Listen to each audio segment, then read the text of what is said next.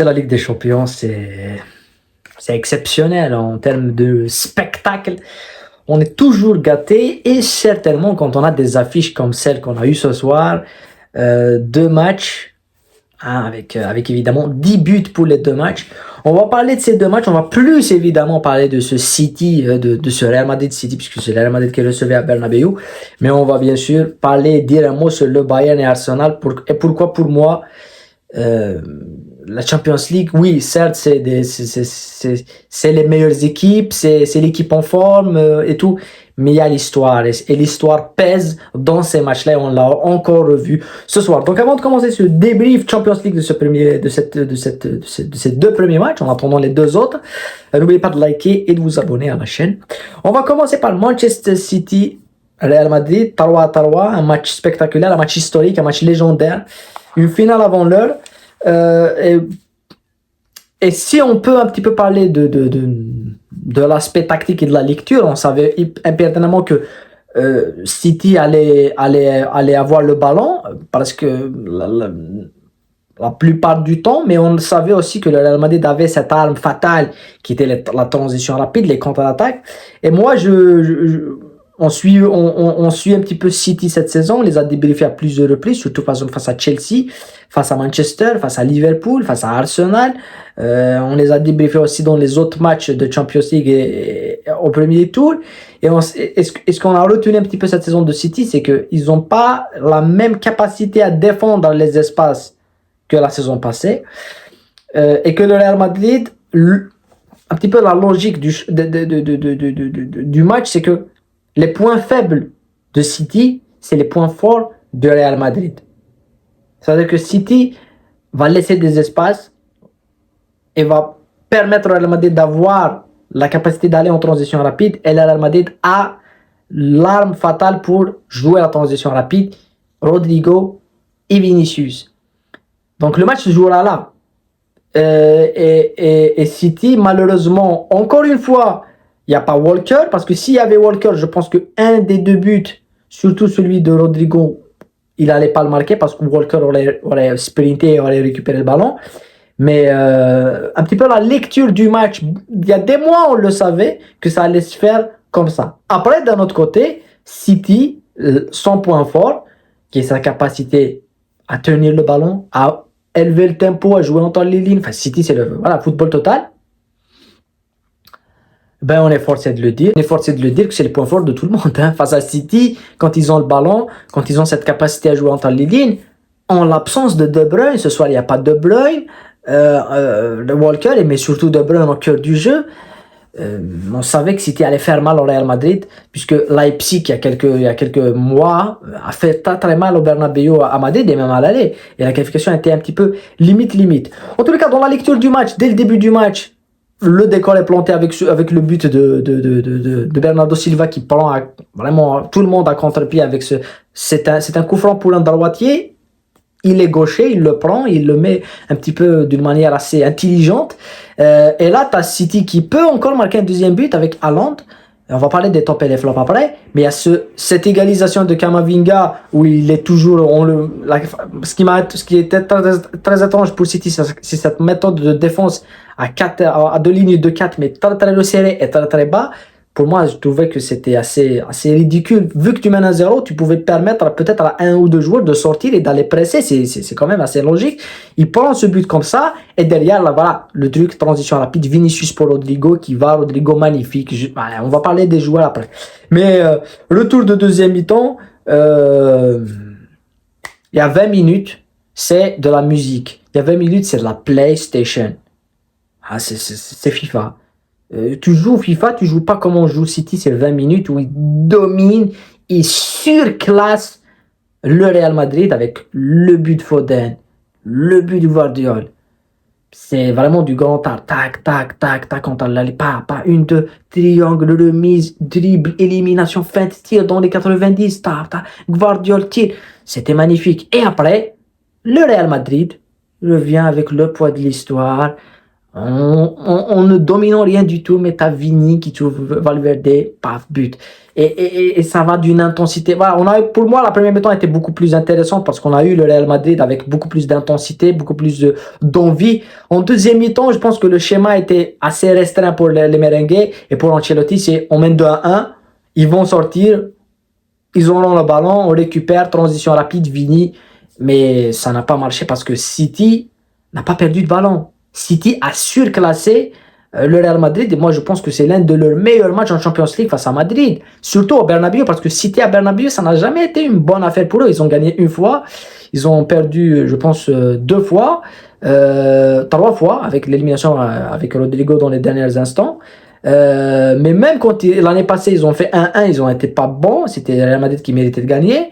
Quand ils gagnent avec De Bruyne avant le Covid, c'était 2-1, ils n'étaient pas supérieurs au Real Madrid. Mais ce soir, je les ai sentis supérieurs. Vraiment, on sentait que cette équipe qui n'avait vraiment pas de personnalité face à ce genre d'adversaire, face au Real, face au Barça et tout, dans les dernières années, là, ils ont cette personnalité. Et je pense que la Ligue des Champions l'année passée leur a donné cette capacité à regarder dans les yeux le Real Madrid au Bernabéu, parce qu'ailleurs, ils peuvent le faire, mais au Bernabéu, c'est toujours intimidant. Le Real Madrid au Bernabéu, c'est pas n'importe qui. Et le Real Madrid, vu que ce n'est pas n'importe qui, c'est Real Madrid. Donc au Bernabéu, que tu sois meilleur, que tu me surclasses, que tu fais ce que tu veux, il me suffit d'une action pour que je te mette. Et on pouvait même marquer le quatrième but. Le Real pouvait gagner ce match. C'est pas normal. Quand on voit la saison passée, la saison d'avant, comment ils éliminent City alors qu'ils sont surclassés par City à l'aller, Catatawa, et au retour, ils sont menés jusqu'aux dernières secondes. C'est ça le poids de l'histoire sur lequel je veux parler. Les tops, les flops du match. Pour moi, les tops du match, je vais choisir. Il y en a beaucoup de City. Mais je vais mettre évidemment Rodrigo parce que j'adore ce joueur. Pour moi, c'est une perle. C'est vraiment un joueur. Et pour moi, on parle toujours des Brésiliens, de leur hygiène de vie, Neymar, Ronaldinho et tout. Il y a c'est qu'un attaquant brésilien dur dans le temps. Même Rivaldo, même, si tu veux trouver un attaquant qui dure dans le temps, même Ronaldo, il s'est blessé. Oui, Ronaldo, oui, c'est quelque chose. Mais il n'a pas vraiment duré vraiment dans le temps, Ronaldinho. Oui, Ronaldo, on peut parler du Brésilien, Pelé et tout, Zico. Mais lui, il va durer dans le temps. Parce qu'il est calme. Je pense qu'il a une vraie hygiène de vie qui lui permette. À côté, tu as Vinicius, lui, je suis pas sûr qu'il dure dans le temps. Ah oui, parce que c'est son comportement et tout. Ce soir, Vinicius, c'est lui qui fait revivre le Real. Hein. Par le deuxième but que marque Rodrigo, c'est lui qui met la passe qu'il met à Valverde. Et pour moi, Vinicius, ce soir, il rate son match. Oui, il fait deux passes. Je dis il rate son match entre parenthèses. Hein. Parce que ce soir, il n'y a pas Walker. Donc, il aurait dû profiter de ça. Il aurait dû tuer Akanji. Il l'a pas fait. Il a beaucoup raté ce qu'il a entrepris en tant que dribble et tout, mais il a donné deux passes décisives. Pour moi, celle de Rodrigo, elle est magnifique. Donc pour moi, Rodrigo, top, c'est magnifique. Voilà. Moi, et après, il y a des gens qui viennent dans les commentaires et disent moi, toi, tu supportes le Barça. Non, moi, je supporte le football. Si le Barça fait un match monumental et mes pattes, je vais les supporter. Si le Real Madrid est énorme et magnifique, je vais les supporter. Pour moi, j'allume ma télé pour regarder Rodrigo. Oui, qu'il soit madrilène ou indien, je m'en fous, moi. Moi, je regarde le football. Bon, il faut sortir de ce genre de choses. Il faut regarder le foot. Parce que la haine des joueurs t'empêche de regarder la véritable capacité de ces joueurs-là. Voilà. Pour moi, Rodrigo, il est dans les tops. Camavinga aussi. Pour le Real, pour moi, je choisirais trois joueurs du Real et trois joueurs de City. Camavinga, son mouvement, son volume de jeu, c'est magnifique. Et on va parler de Rudiger parce que Rudiger, il a eu quand même un client, c'est Haaland, il l'a éclipsé complètement. Il n'a pas existé Haaland. Voilà. Mais évidemment, des top côté City, on a beaucoup. Il y en a Rodri. J'ai beaucoup aimé Rodri parce que pour moi, il est magnifique. Gvardiol. Quel match de Gvardiol. Le but, c'est magnifique ce que fait Gvardiol. Et d'un autre côté, tu as Bernardo Silva, c'est énorme, mais tu as Phil Foden. Si demain, il y a des joueurs, on va prendre maintenant la liste, on va dire en Europe, puisqu'il n'y a plus Messi, et il n'y a plus Ronaldo, mais surtout il n'y a plus Messi, parce que 8 ballons d'or et tout. Et l'autre, il est en Arabie Saoudite 5 ballons d'or. Donc il y a des chances pour qu'on voit un nouveau ballon d'or. Donc qui sont ballon d'orisables, si on veut appeler ça? Ben Foden, il est sur la liste. Ce que fait Foden, c'est pas facile. C'est pas facile. Et on parle de Haaland, Mbappé. Tu vois la qualité des joueurs comme Vini, comme Foden, ben c'est du plus de football. Et Foden, ce qu'il fait tripler en PL, tac, tac, et là, il met un but, mais sa capacité à éliminer. Voilà, moi j'adore ce joueur aussi. Pour moi, c'est un super top. Top. Pour moi, le top du match, c'est Foden. Pour moi. Foden, Rodrigo. Pour moi, des deux. C'est ce que je veux dire. Les flops. Les flops, évidemment, Bellingham. Parce que il devait élever son niveau à un point où on doit le trouver. Mais Bellingham, là pour moi, où c'est un flop, c'est que quand City a le ballon et quand il y a des pertes de balles, c'est là où normalement on doit le voir trouver le ballon et essayer de calmer le jeu, de diriger les choses, être un petit peu le métronome du jeu. On l'a pas vu, il a été mangé par ce milieu de terrain de City. Voilà, Carvajal, il fait un match comme son âge, hein. Il est un petit peu vieux maintenant, mais il s'est fait un petit peu prendre la marée par Grealish. Mais pour moi, le super flop, c'est Haaland. Ça prouve que, voilà, ce qu'on disait sur Haaland l'année passée, il n'a pas marqué contre le Real. C'est ce soir que tu dois marquer. Si tu veux dire que, ouais, je suis le meilleur joueur du monde. Il faut marquer contre les meilleures équipes du monde. Il faut marquer au Bernabéu, mon ami. Il n'y a pas beaucoup de joueurs qui peuvent le faire. Mais tu as des joueurs qui l'ont fait ce soir. Imaginez-vous que City a mis 3 buts. Haaland n'a même pas marqué. La saison passée, City a mis 5 buts au Real Madrid, 4-0 au retour et 1-0, 1-1 à l'aller. Il n'a mis aucun but face au Real Madrid. Il faut toujours que ce soit Luton Town ou Brentford pour qu'il marque. Enfin, je pose la question, hein. Oui, il marque 20, 60, 100 buts, oui. Mais dans le moment décisif, est-ce qu'il marque? Il n'a pas marqué. Enfin, dans les moments capitaux, là, on l'attend face au grand. Il faut que tu marques face au Real Madrid. Pourquoi Haaland ne gagne pas, n'a pas gagné le ballon d'or et tout? C'est à cause de ça. C'est qu'on n'a pas une image marquante de lui marquer un but marquant au Bernabéu. Par exemple, Foden, dans 4 ans, dans 5 ans, on se dira, mais tu te rappelles du but de Foden face au Real Madrid? Mais on ne se rappellera pas de. Et il a mis 5 buts face à Leipzig, Haaland. Qu'est-ce qu'on s'en fout de ça? C'est ce soir qu'on attend. C'est le plus grand stage du monde, la Champions League. Ben oui. Donc pour moi, c'est un flop. Mais pour moi, Haaland, je ne lui mets pas la pression parce que je pense qu'il est capable que de ça. Il est plus buteur. Il peut marquer 50, 60 buts. Mais il est facile à contrôler quand le niveau s'élève. Tu peux le calculer, tu peux le fermer, lui fermer le jeu. Et je pense qu'on est toujours là à dire qu'il marque des buts sur une touche parce qu'il a quand même une qualité d'instinct dans le déplacement dans les 18 qui est très importante, qui est très impressionnante, ça c'est sûr. Et que tu as des joueurs qui peuvent le servir, comme ce soir il n'y a pas de De Bruyne et tout. Mais dans le jeu, on a vu une vidéo qui a circulé quand il joue la passe à 10 dans les entraînements, il est claqué quand même, complètement claqué. Donc ça te pousse un petit peu à penser que parce qu'il s'est adapté réellement au jeu de City.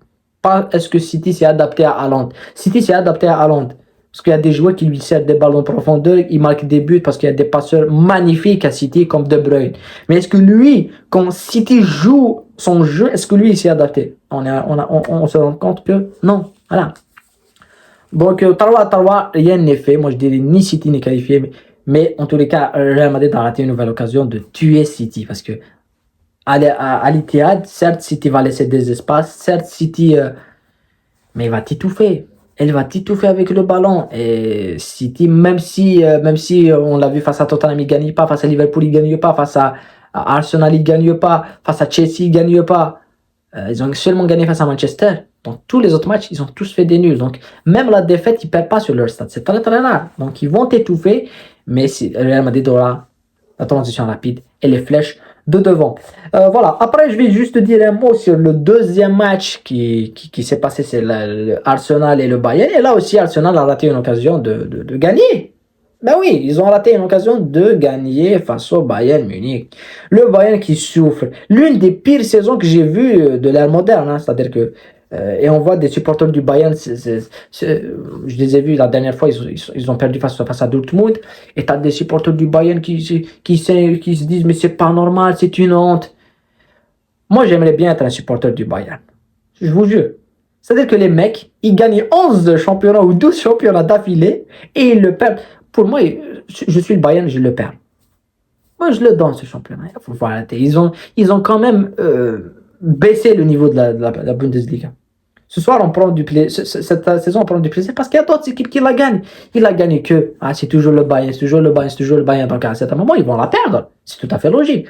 Mais ce soir, c'était l'occasion pour Arsenal, qui est au top de la PL, de montrer que on va voir le Bayern qui nous a humiliés avec des 5-0, des 5-1. On va les recevoir chez nous, on va mettre l'atmosphère et tout pour les battre. Ça commence très bien avec Saka, mais derrière, tu as un joueur qui n'aime pas Arsenal et qui est pour moi l'un des meilleurs attaquants du monde.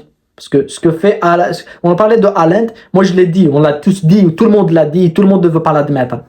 C'est que quand Guardiola voulait acheter un attaquant, il voulait Harry Kane, il ne voulait pas Haaland. Directement. Il voulait 200 millions sur Harry Kane. Il voulait Harry Kane. Et j'imaginerais même pas si Harry Kane a signé à City. Ça serait monstrueux. Ça serait phénoménal. Et ce que fait Harry Kane, il gagne pas 10 titres. Mais le mec, il marque tout le temps. C'est pas sa faute si le Bayern, ils sont claqués. Si Tuchel fait des compositions de demeurer. On le suit en championnat, mais qu'est-ce que veut faire Tuchel? Moi, je le comprends pas. On le voyait avec Chelsea, Tuchel. Il fait n'importe quoi.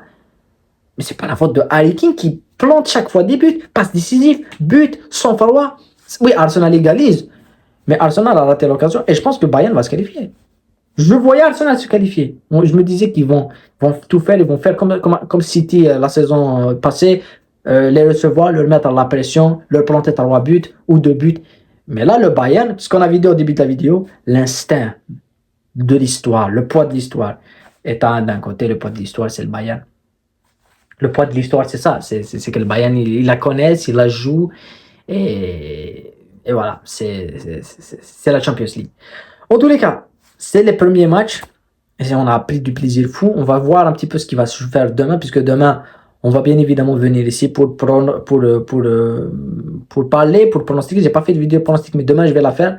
Et on va évidemment débriefer PSG contre le Barça. Ça va être aussi un match monumentalement fou. Prenez soin de vous, la paix sur vous, vos tops et vos flops. On se retrouve dans une autre vidéo comme d'habitude.